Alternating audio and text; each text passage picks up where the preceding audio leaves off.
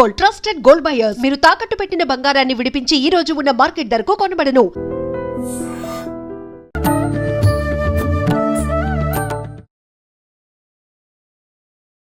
నమస్కారం, welcome to I dream. ధర్మ మార్గం విత్ విజిత కార్యక్రమానికి స్వాగతం.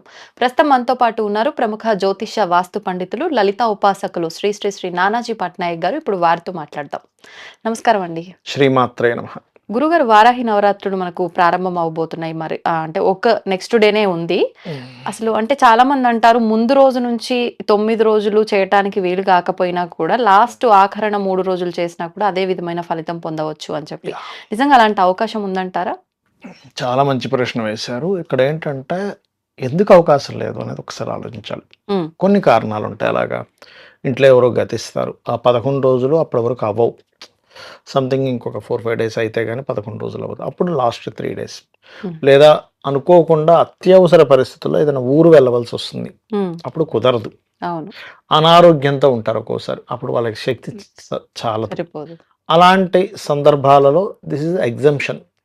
కానీ 9 రోజులు అక్కర్లేదు, లాస్ట్ 3 రోజులు చేద్దామన్న బద్ధకంతో గనక చేస్తే ఆ ఫలితం మీరు 3 రోజులు చేసినా కూడా రాదు.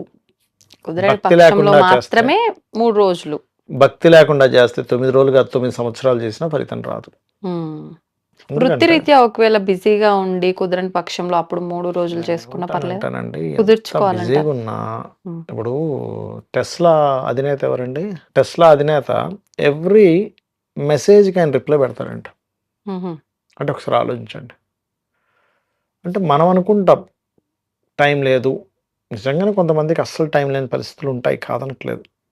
జస్ట్ అది 1% ఆఫ్ పీపులే. 99% ఆఫ్ పీపుల్ రకరకాల వాటిలో టైం పాస్ చేస్తూ ఉంటారు, టైం లేదనుకుంటూ ఉంటారు. టైంని నువ్వు ప్లాన్ చేసుకుంటే ఖచ్చితంగా టైం ఉంటుంది. టైం ప్లాన్ చేసుకోకపోవడం వల్లే టైం ఉండదు నా ఉద్దేశంలో. ఓకే, అయితే ఇక్కడ నా ఉద్దేశం ఏంటంటే చిన్న ఎగ్జాంపుల్ చెప్తాను చూడండి. గవర్నమెంట్ ఒక పథకం పెట్టింది అనుకుందాం, రోజు వెళ్తే ఒక సమ్ అమౌంట్ ఏదో ఇస్తాను అన్నది.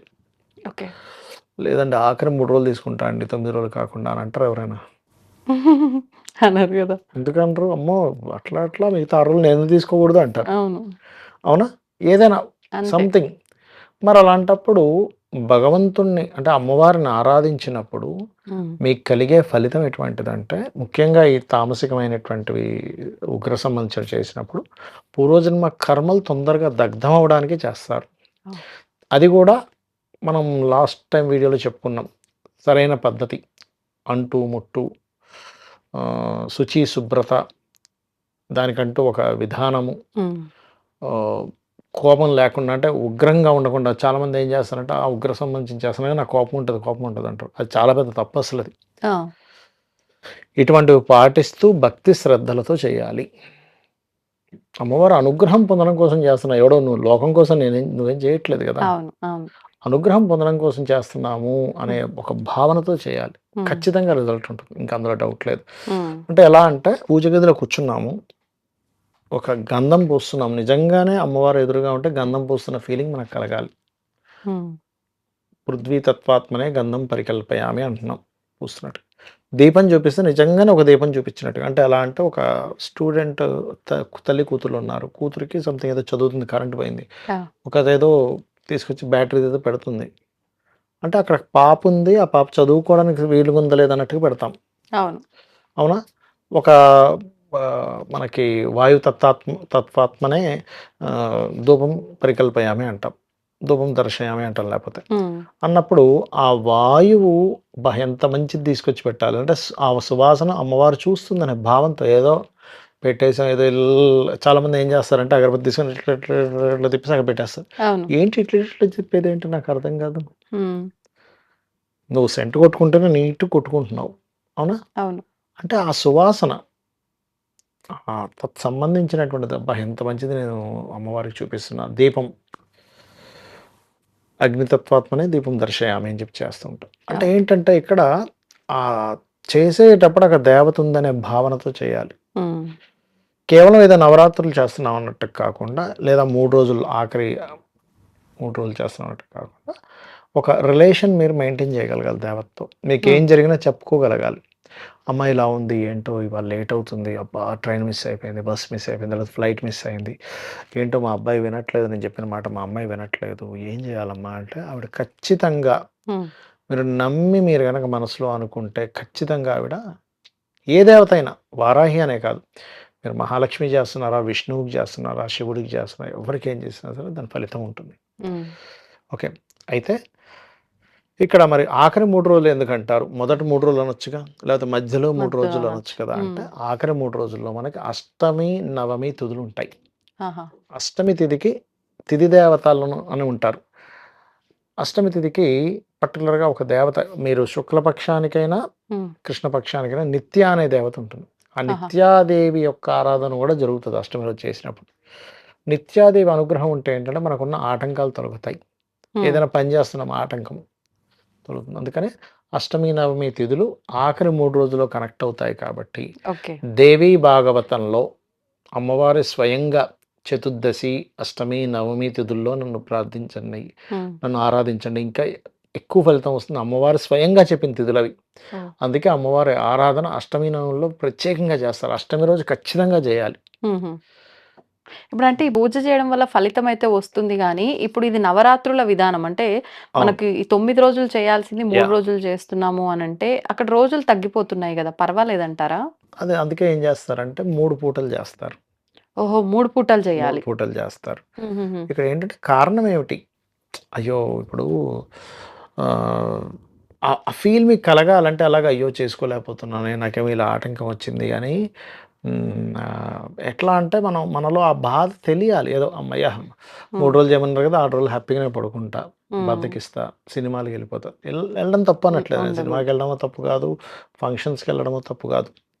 కాకపోతే మీకేంటంటే ఒక చంటి పిల్లవాడిని ఎట్లా చూసుకుంటామో, ఒక అమ్మాయిని, ఒక అబ్బాయిని చూసుకున్నప్పుడు ఎట్లా చూసుకుంటామో, ఆ ఫీల్ కనెక్ట్ అవ్వాలి మీరు. హ్మ్. అది కనెక్టివిటీ లేకపోతే, దేవత ఉందనేటువంటి భావనతో మీరు చెయ్యకపోతే ఓకే. ఏమీ ఉండదండి. ఊరికే మీరేదో ఒక హోమం చేశారంటే చలిమంటేసుకున్నట్టే. హ్మ్.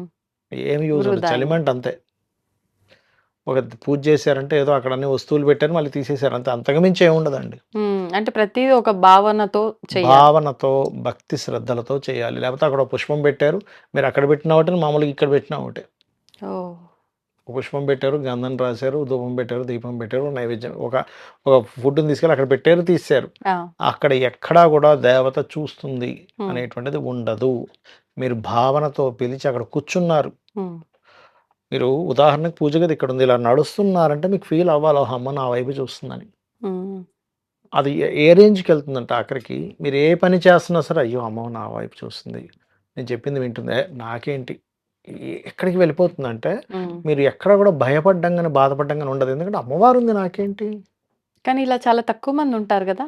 అది ఎందుకుంటారు అంటే కంప్లీట్‌గా వాళ్ళు ఫీల్ అవ్వకపోవడం వల్ల, హ్మ్. పూర్తిగా నమ్మకపోవడం వల్ల, సొసైటీలో కొన్ని కొన్ని సంఘటనలు చూస్తూ వాళ్ళ మైండ్ డైవర్ట్ అవ్వడం వల్ల. ఎలా ఉంటుందంటే పక్కింట్లో ఎవరో పుల్లారావు ఉంటాడు.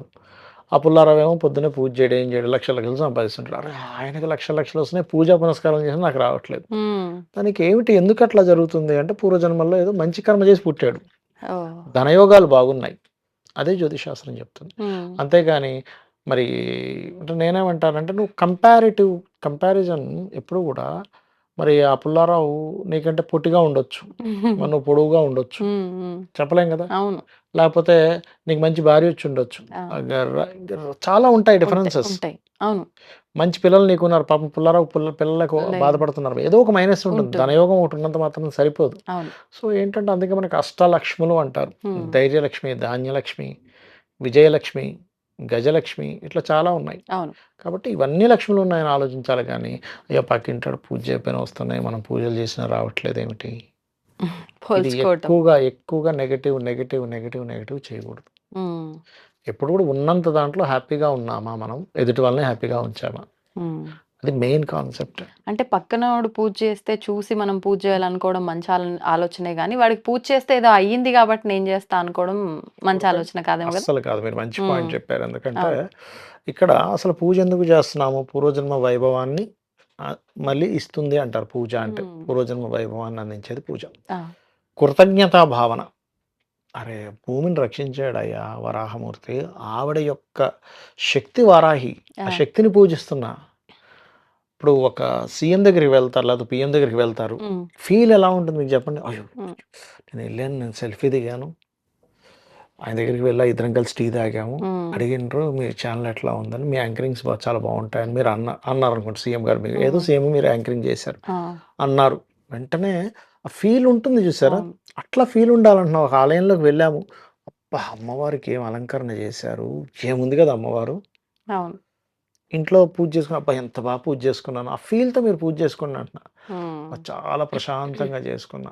ఫోన్ ఆపేయాలని చెప్తాను. అయితే పూజ చేసుకున్నప్పుడు ఫోన్ పక్కన పడేసేయండి, సైలెంట్ మోడ్లో పక్కన కూడా పెట్టుకోకండి. ఆ, పక్కన పెట్టుకొని మాటి దాన్ని చూడాలనిపిస్తుంది. చూడాల్సి ఎవడో వస్తుంది. ఫోన్ చేశాడు, అవును. వీడెందుకు ఫోన్ చేశాడని మీ ఆలోచన వెళ్ళిపోతుంది. అవును. ఎవరో మెసేజ్ చేశారు, ఓపెన్ చేయాలంటే పూజ చేస్తున్నాం కదా, తీరా ఓపెన్ చేసాక ఆ కాన్వర్జేషన్లోకి వెళ్ళిపోతారు. అవును. పూజ చేస్తూ మాట్లాడే వాళ్ళు కూడా ఉన్నారు. ఉన్నారు. అసలు చేయకూడదమ్మా. ఉమ్, మీరు పూజ చేస్తున్నారా లేకపోతే ఇంకేం చేస్తున్నారు అక్కడ? అసలు అంటే అది ఫార్మాలిటీ అంతే ఆడ. మీరు అన్నట్టు కరెక్టే. ఉమ్, అసలు దేవత వచ్చి కూర్చుంటే మీరు ఆవిడకి పూజ చేస్తున్నారు, ఇది మైండ్లో పెట్టుకోవాలి. దేవత అక్కడికి వచ్చింది మీరు పిలవగానే. ఇంకోటి ఏంటి, చాలామంది ఏంటంటే ఆవాహనం చేసే మంత్రం ఒకటి ఉంటుంది, ఉమ్, ప్రాణప్రతిష్ఠ మంత్రం ఉంటుంది. ప్రాణప్రతిష్ఠ చేశారంటే ఉమ్, ఆయుధ సహిత అష్టదిక్పాలక అష్టమాతృక అని ఒక ఇది దీంతో చేస్తారు ప్రాణప్రతిష్ఠ. అంటే ఆయుధాలతో సహితం, అష్టమాతృక అష్టదేవతలతో సహితం వస్తుంది అమ్మవారు అక్కడ. ఉమ్, వచ్చింది అన్నప్పుడు మీరు ఎంత అలర్ట్గా ఉండాలంటే అంత అలర్ట్గా ఉండాలి. అమ్మ వచ్చిందిరా. ఇంకా ఆ, మనం చాలా భక్తితో శ్రద్ధతో చేసి ఆవిడకి మళ్ళీ ఆఖరిలో మనం చెప్పుకుంటే ఏదైనా తప్పు, తప్పు చేస్తాం. మనుషులం కదా, ఏదో తప్పిదం జరిగి ఉంటుంది తెలుసో తెలియకో, అవును. క్షమించమ్మా అని క్షమాపణ కోరుకోవాలి. ఉమ్, క్షమిస్తుంది అమ్మవారి యొక్క తత్వమే తల్లి కదా. అవును. ఈ తల్లి అనే ఫీలింగ్ పెరగాలి అమ్మవారికి చేసేటప్పుడు. తల్లి అనే ఫీలింగ్ పెరగకుండా ఏదో బొమ్మకి చేస్తున్నాను, ఉమ్, అదో దేవత కాదు అసలు. ఫస్ట్ అసలు దేవత అనే కాన్సెప్ట్ కాదు, ఆ, తల్లి అంతే. మదర్ అనే భావంతో చేయండి, ఖచ్చితంగా ఫలితం ఉంటుంది. ఉమ్. అంటే మనం అమ్మకు సేవ చేస్తున్నాం అనే భావనతో పూజ చేయకపోయినా కూడా అలాంటి కార్యక్రమాలు చేసినా ఆటోమేటిక్గా ఫలితం ఉంటుంది. చేస్తాం. ఇంక ఇప్పుడు అమ్మకి ఏమేం చేస్తాం, ఫుడ్ పెడతాము, ఉమ్, అమ్మ ఇది తిను అంటాము, లేకపోతే అమ్మకి ఏదైనా బట్టలు కొనిస్తాము, అమ్మ రూమ్ నీట్గా ఉండాలని చూసుకుంటాం, పూజ నీట్గా ఉండేలా చూసుకుంటాం. ఆ, ధన్యవాదాలండి. శ్రీమాత్రే నమః. దీన్ని తవ్వండి, తవ్వుతూనే శివలింగం. పరమాత్మకు జీవా సరే దాన్ని అట్లా కప్పేసేయండి, చూపించదండి. Krishna is there. మూర్తి పూజ కాదు, సాక్షాత్ బ్రజేంద్ర నందన భగవాన్ ఉన్నారు మూర్తిలో. ఏమీ ఆశించకుండా ఆరాధించే వాళ్ళు కూడా ఉన్నారా ప్రభుజీ? నిజమైన భక్తి అంటే మనకు తెలియదు కాబట్టి